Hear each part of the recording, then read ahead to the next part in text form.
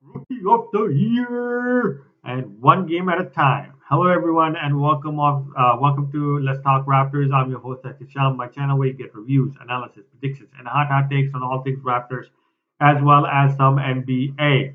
So let's get this out of the way. Our boy Scotty Barnes wins Rookie of the Year. Very happy for him. It is a cherry on top of a very good season, and whatever the Raptor situation might be in this playoffs, we are on the right path. And let's talk now. Without further ado, let's talk Raptors versus the Sixers. Raptors were coming into this game possibly facing elimination from the playoffs, getting swept at their home floor. But the Raptors said, "Hell nah, man!" And it was on the back of a guy that everybody was ragging on, a guy that all the fans were saying we need to trade his ass. He's not the number one guy, blah, blah, blah. And it was Pascal Siakam. So basically, he comes out, he puts up 10 points in the first quarter, going to the rim, mid rangers. I think he had one 3-point shot, but he was aggressive as hell, getting to the free throw line. And then the rest of the guys started to step in there too. Scotty Barnes comes off the bench. I think it was the second quarter or late first quarter, and things start to space out. They start to move better, and Gary Trent Jr. decides to go off in the second quarter. But the Raptors end up having, if the game is still going back and forth, back and forth. Philly's not really letting us create extreme amount of distance, and but we're doing still a good job on Joel Embiid. And I think it was the mid second quarter, Freddie rips his shirt and goes off to the floor. And it's just like, what the hell just happened? And turns out he had a hip injury. He got a hip strain, so he doesn't start the third quarter.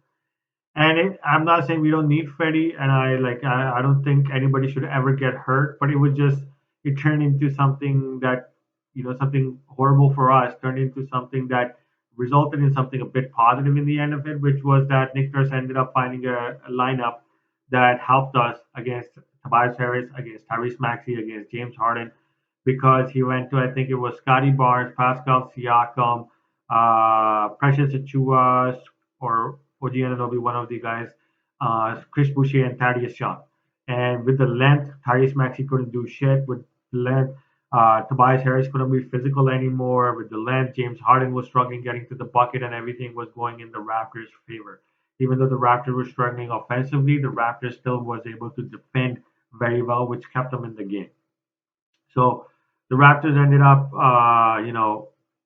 basically up by what, 3 points at the third and the third. And during this time, Gary Trent Jr., man, that guy is going off. He's keeping us in the game as well as Pascal Siakam. Pascal was doing everything he would possibly do, rebounding, defending, offensively, assisting the ball, everything. And then the fourth quarter came around, and things got a bit chippy and dirty.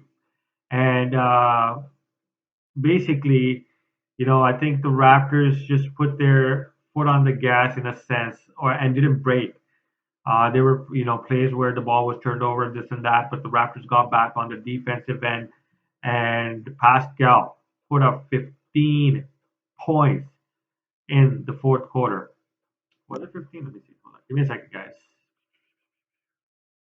Yeah, he put up 15 points in the fourth quarter. And that was it. The Raptors eventually pull out from the lead, and Joel Embiid is trying to get to the rim. He's on his ass at least four possessions in a row, and James Harden is complaining about fouling. Joel Embiid is respectfully bitching about calls and act. Every time he touches, oh my thumb, my thumb. Don't be on the floor. If you're on the floor, you gotta play, bro. Like nobody's gonna feel sorry for you, and all of these guys are gonna make excuses. Hey, Joel was hurt. That's why the Raptors won that game. Blah blah blah. Hell no.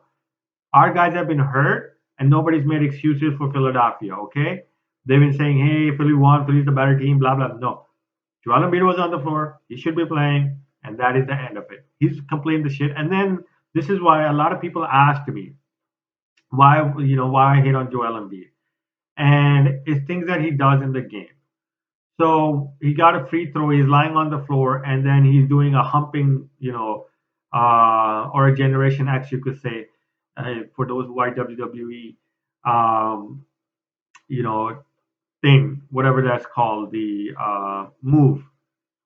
As an MVP of the league, that's not something you do. And then the Raptors eventually take a 10-point lead in the fourth quarter, and the game is pretty much over because there's 3 minutes left on the clock.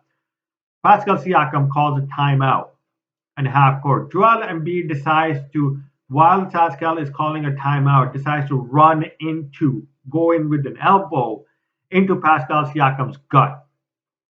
How the hell is this guy allowed to do that type of shit? Yes, he's got a technical, but that's the second time he's tried to injure somebody on our team.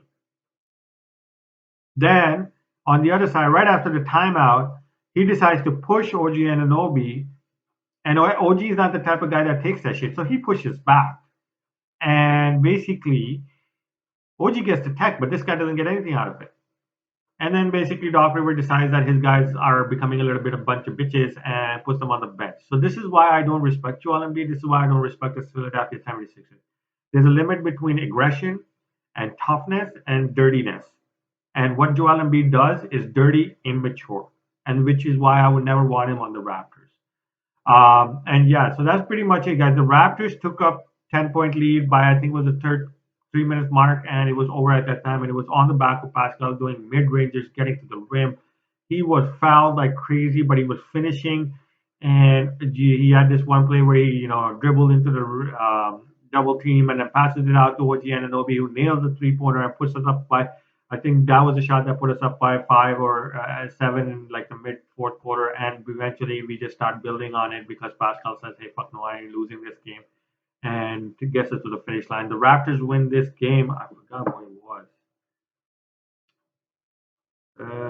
Yeah, 110 to 102, and the 110 to 102 is because it was garbage time for the last minute.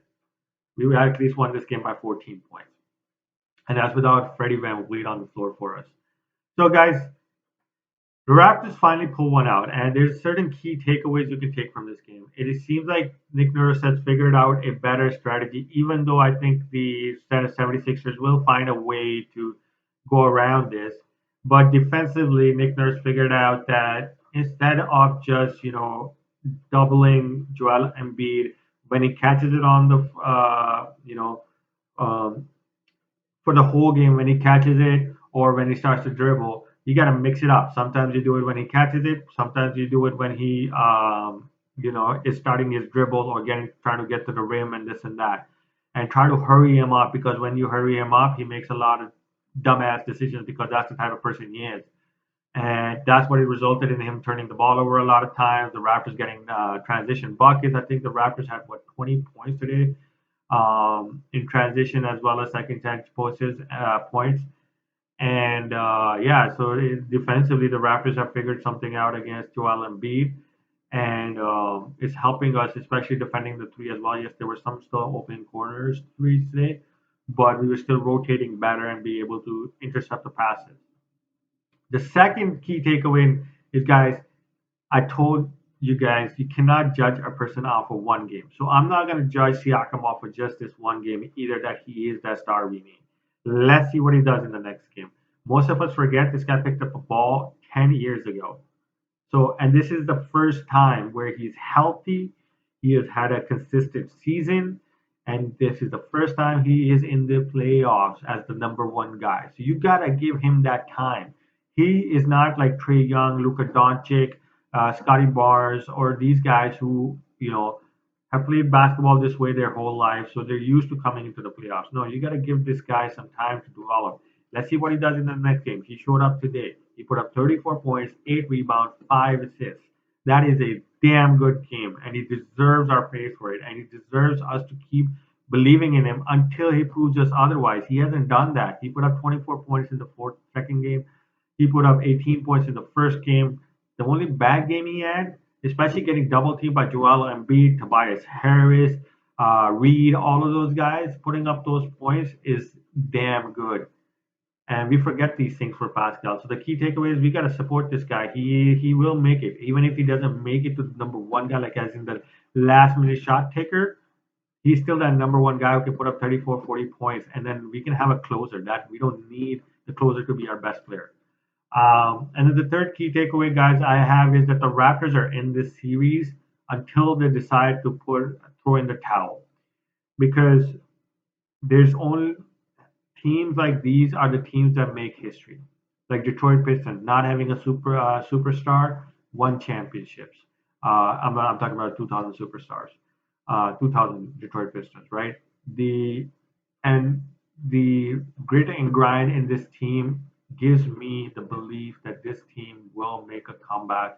Whether we lose the series in six, seven, whatever the hell happens, this team will put the fight through Philadelphia and make Philadelphia feel like shit by the time if they get to the second round. And I don't believe it's impossible to win four in a row. History is meant to be changed, and I believe the Raptors will do it. Even though it's going to be a struggle going forward, because Freddie got hurt. But let's see what happens. Anyways, very happy for Scotty Barnes. Very happy for the Raptors today. Good start to the weekend, and I hope I'll see you guys after the Monday game. Please hit that like and subscribe button, and go enjoy the weekend. We won. All right.